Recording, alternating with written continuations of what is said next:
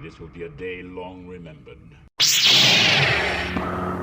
Now I am the master. Welcome to another episode of Legends and Theories. Here are just a few things I would like to see, or at least think would be interesting to see, in Shang Chi and the Legend of the Ten Rings, which releases in the beginning of September, I believe. And this is really just my opinion, and it would do some cool things, mainly for world building, but a few points for the story. I have 5 items here, and I might have some more, but I didn't really have an idea for a video today, and I was working on this list. I was at 5, I was like, you know what, 5 sounds good enough, let's just go with it. So I even just really kind of wrote it quickly, and here we go. My first point is why the Ten Rings kidnapped Tony Stark and wanted to work with Obadiah Stane.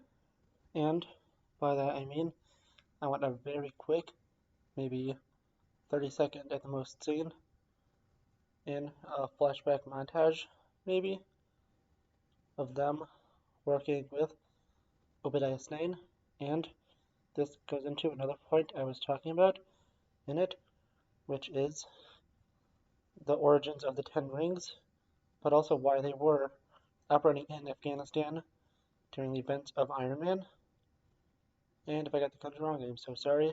I checked on the Marvel Wikipedia page, and that's what the country had said. So if I got it wrong, I am sorry. I did some very quick research, but it simply would be interesting to see what they were doing there and what their original goal was. And of course, I want a few tie-ins with the Iron Man franchise, since the Mandarin is an Iron Man villain.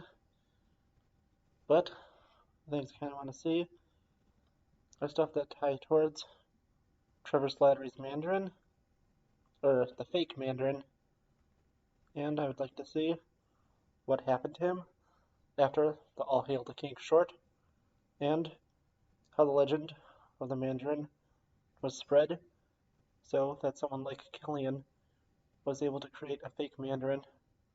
And besides maybe a quick cameo, and when I mean cameo, I mean like archive footage of Tony Stark seen in the movie, which would be kind of fun, which could either be in the history of the Ten Rings, or why they decided to work with Obadiah Stane.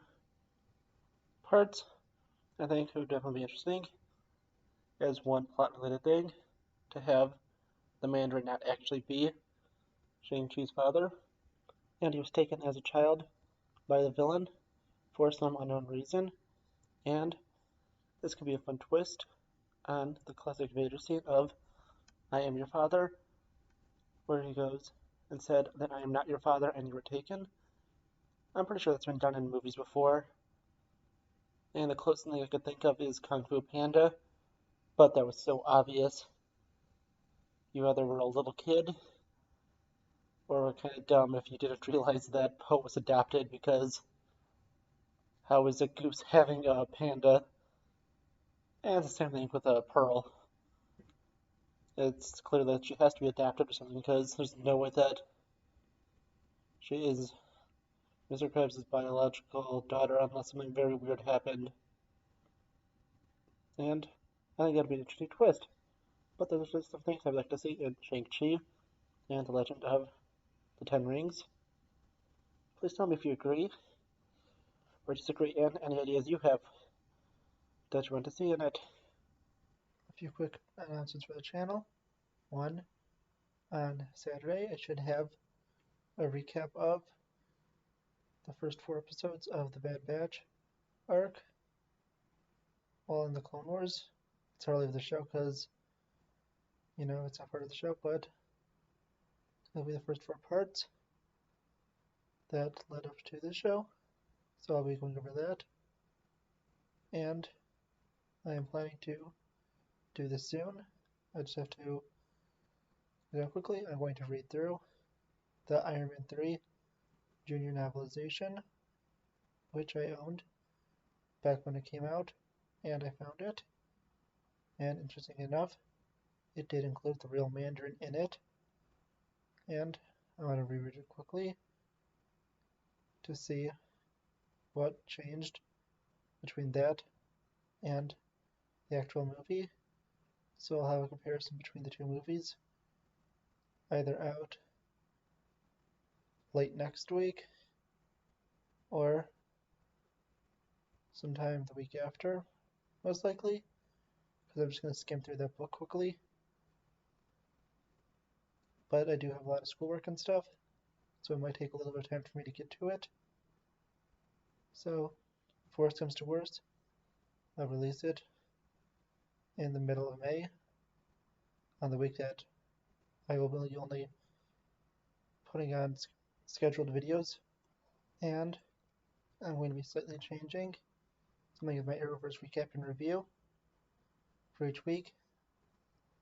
I'm really only going to start putting in injustice footage of either the main character, a secondary character, or a closely associated character for each show. And I think the only one that's really going to affect, or the closely associated one, is Batwoman, since there is no Batwoman in Injustice 2. So I'll probably just use Batman or something. And for the rest, they either have a main character in the game or one that's close enough.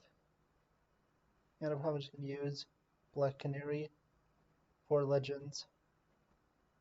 But the rest have one, including Black Lightning, and that's a skin for Raiden.